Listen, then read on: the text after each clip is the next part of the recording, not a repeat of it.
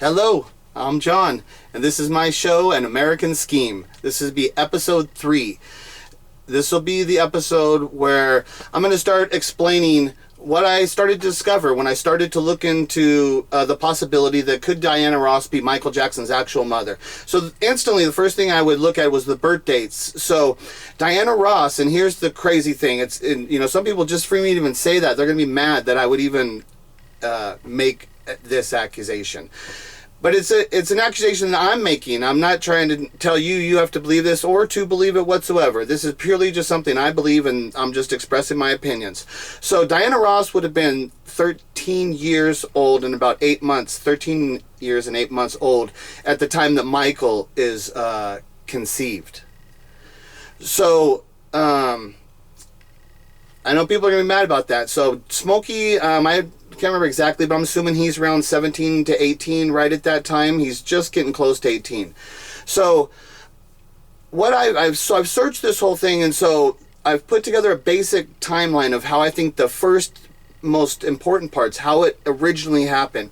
So how I originally think it happened is that Berry Gordy, the one part about Berry Gordy, when you got to understand part of his history, is that Berry Gordy is an accomplished songwriter before Motown, and throughout Motown, Berry Gordy's producing a lot of the songs. He's a songwriter. He's not just the guy, he's actually an artist too, a very good one too. He was writing a lot of the songs.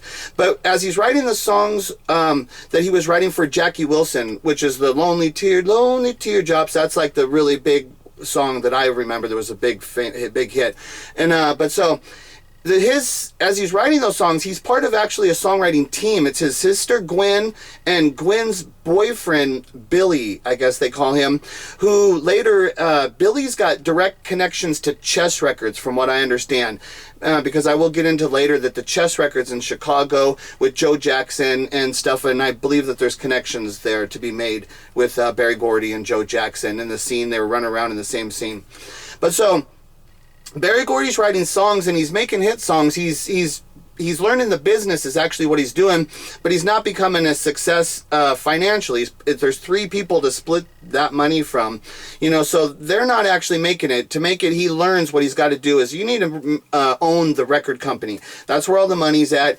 And so as he's married, as the time comes up to where he meets Smokey Robinson, Berry Gordy's already married and has 3 children, and I think he's around 29 years old, around 1957, around that time. So he's around, he's been through a lot, and this man's been through a lot. He's accomplished a lot, but he's not the success of Motown. We are on a stratospheric different level of what he was compared to what he becomes in a few years and where he's going with Motown. He's on the verge of a massive success. I can imagine what it would have been like for somebody knowing the possibilities, those possibilities that he had at the time. I mean, it's a special opportunity for people. I respect those things, that people get to have those kind of opportunities in their life. But so what happens is Berry Gordy is in the I believe it's the Brunswick record company, the record studio. He's in there, and Smokey Robinson comes in for an audition. This is in August of 1957. This is when it all starts. This is Motown. This is the beginning of Motown, is this moment. So Smokey Robinson, from what I understand, Smokey Robinson comes in for an audition to the Brunswick studio people. They don't know each other yet, Smokey and Berry, from what I understand. So the Brunswick people turn Smokey down. He does an audition and he is turned down and he's walking away.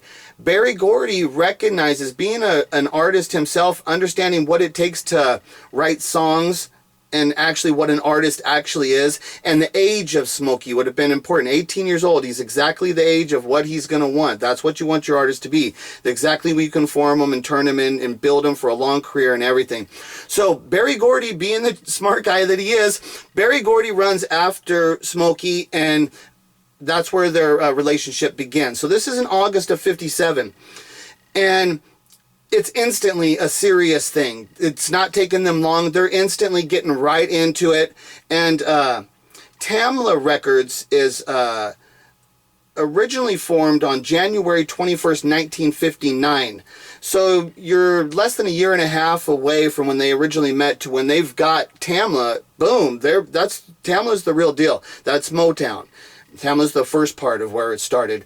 And, you know, those companies, there's all kinds of record labels that go on around, and there was with those two. It's crazy when you get into it. So there's a lot going on with these people. But so I believe that when after Smokey Robinson started working with Berry Gordy in August of 1957, Michael Jackson would be conceived around New Year's of 1957. So just a few months after that encounter, Michael Jackson is conceived. And Diana Ross and Smokey Robinson have known each other since they were really young. They're best of friends, and I've got Diana Ross on video saying that Smokey was her first real love, her first man love, specifies it, which I believe that is implying that they had sex, and I have a video to show you of those two when she says that on the Arsenio Hall show, and another video to show you of those two when you see their personalities together, and there's a lot going on with those two, for sure. So what I believe that happened is Diana Ross sees that Smokey has hooked up with Berry Gordy, and she sees that Smokey's on the verge of breaking big, that this is real. It's not just a joke anymore. It's not just something they're doing for fun. This has become real. They're about to hit big. She's not dumb either. She knows what talent is. She sees what talent she knows. So I believe that as you would get in the time, I know it's disrespectful, but at that time, what you would be in her situation, she would be like a little hood rat, a little gold digging hood rat who sees a man that she has fondness for, sees him on his way, and that's the door to take her all the way too, the path that opens everything. So I believe that Diana would have probably seduced Smokey Robinson around New Year's, because those would have been the times that around Christmas, New Year's, there's those opportunities where they're going to have the times together, and they're up late nights, and there's a lot going on. And I believe she somehow probably seduced Smokey Robinson, and I think she gets pregnant at that time. On her 14th birthday, which is March 26th of 1958, Diana changes high schools, and that's when she enrolls into the Cass Tech High School. So right at that time, when that would be the time where she first would have started showing signs of that she's pregnant, I believe that her father, when she says, "I'm pregnant," there's no Motown at this time. There's no record. This is fantasy land. There's none of that stuff. I think her dad says, you need to go get education, because you're going to have to be raising a child. You're going to have to get a career. And so she says she enrolled at Cass Tech and she started to study fashion. But the key of what fashion is seamstress skills. Those are skills that you can make money with a woman at those times. That's a legitimate profession. That's what she was being trained to do. After I think she got pregnant with March 26th. If she's pregnant on New Year's, Michael Jackson's born on August 29th of 1958. So the timing of that, she gets to go through the summer, and I don't know what the school schedule would be, but this is places where I would believe there would be people who might have seen her pregnant. They don't need to know the story and this and that, but I would think that somebody probably saw her pregnant, and I think that there's evidence to be found there. Okay, I need to tell you about the couple videos about Diana. One video is called Diana Ross Interview 1991. Who was your first love? It's on a page that's Alkin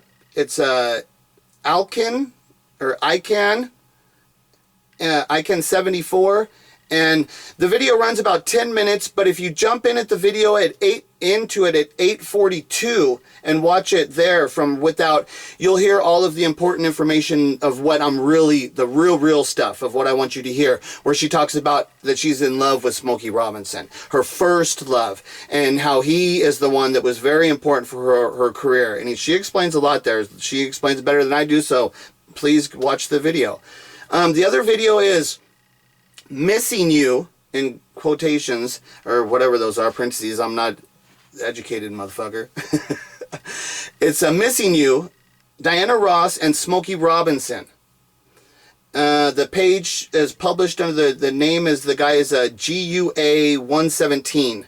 The video runs 8 minutes long, and this video you need to watch the entire thing, because this is the video where you're going to see those two's personalities interacting heavily. it's real serious and it's intense, and it's a great performance of the song too. So I'm not asking you to watch anything that you shouldn't enjoy also. So that video is really important, and please watch it, because it's gonna, if you like to go through this process of actually seeing why I'm thinking I am the things I am, these are the things you're gonna need to do. So I gotta get going here. I try to keep these videos short as I can. So I believe Diana Ross, and what happened is that Diana Ross, when she tells Smokey she's pregnant, Smokey Robinson he has to tell Berry Gordy, I got this girl, this 14-year-old Diana Ross girl pregnant. Berry Gordy knows the real world, and he says, dude, you're done. I can't sell you as a young black artist with a young child from a 14-year-old girl. Are you kidding me? You've just ruined the whole thing. Motown, it's done. It never exists. That's what we're on the verge of. When you want to talk about a motive. This is motive. This is why somebody will do the thing. So I believe that Berry Gordy organized the whole thing and said, hey, I've got this friend, Joe Jackson. He's got a big family, bunch of kids. It's a religious household. We can put Michael in that household. He's going to get everything that he needs. We'll help fund Joe Jackson. And I believe that's how the relationship started. And we'll get into this more later. Okay, thank you.